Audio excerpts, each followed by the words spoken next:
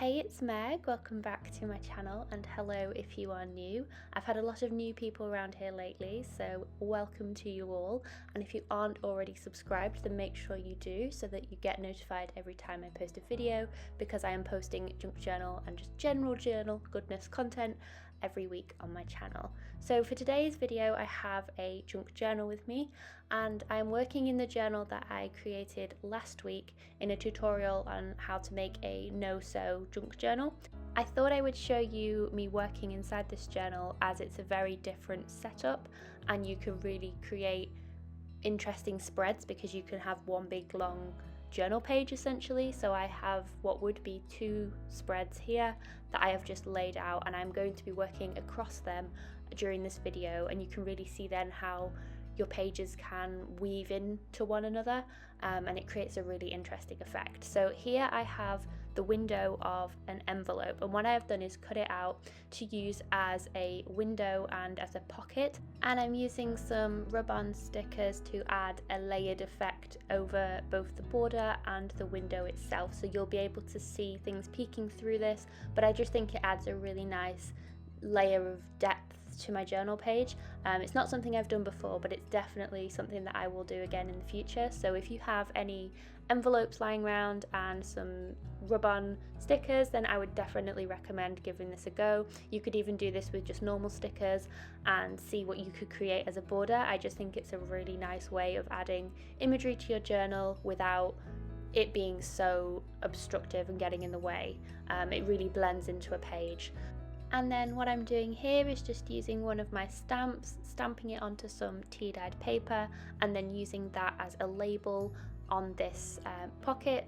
I'll probably end up stamping maybe the date on it or something, but I just think it adds another element of interest to this pocket.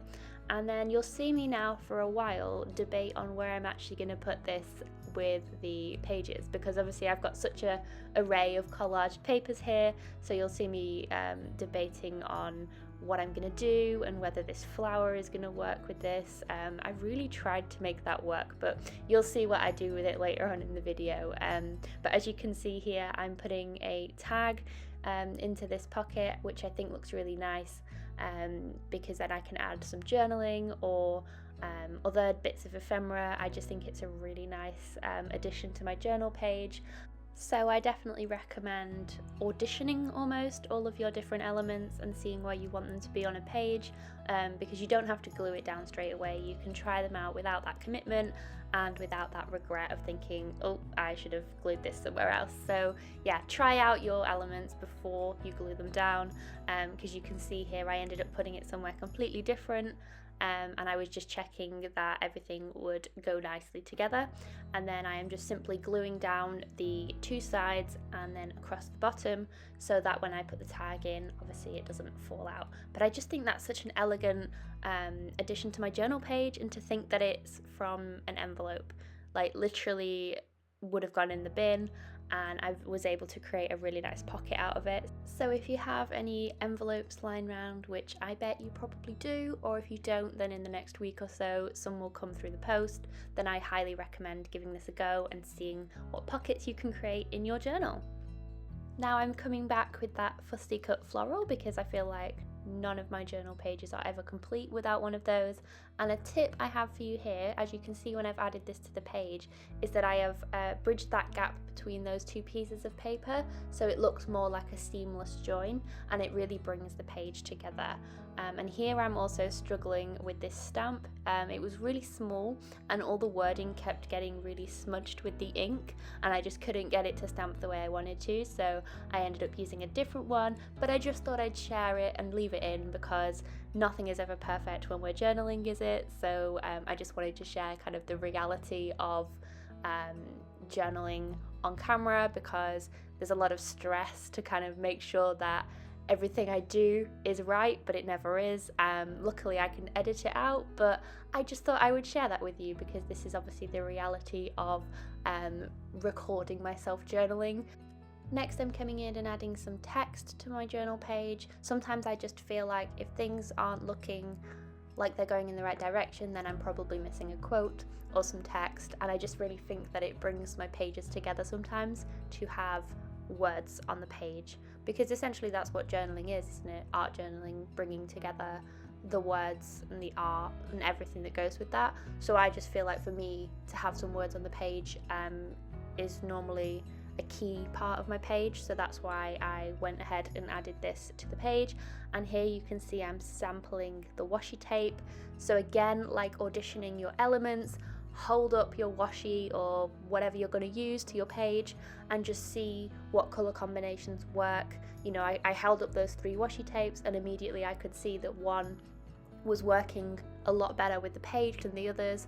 I really wanted to use the yellow washi tape, that mustard yellow, but it was just really clashing with the page and I just wasn't in the mood to have such a clashing page, so I left that one out. And here I'm coming in with a brown pencil and just doing some floral doodling. It's part of my efforts to add more of my own art into my journals, so rather than relying just on collaged elements, which are fine, like it's fine if you use collaged elements, but I would definitely recommend trying to experiment with your own art within your journals, because it just adds such a personal touch that no one else is going to have in their journal. And even if you think that it doesn't look great, it's just all about practice. So the more that you do it, the better you'll get. That's just how it works. So if you're feeling like it's ugly or whatever, believe me, it's not. You will get better. You just have to keep sticking at it and keep practicing. So you'll see in a moment I pull out my sketchbook. Not a perfect place at all, but it shouldn't be.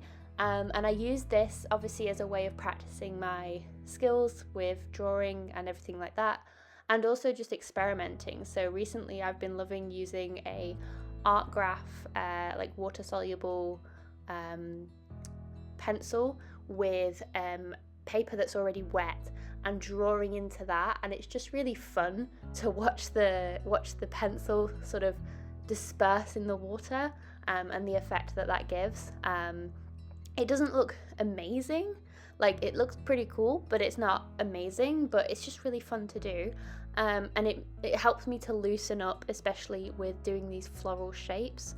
So you can see there I've then used that as a reference to use in my own journal, and I'm just looking through to see, are there any other elements that I've sketched that I want to use within my page. So that's kind of how I'm referencing from my sketchbook then to my journal.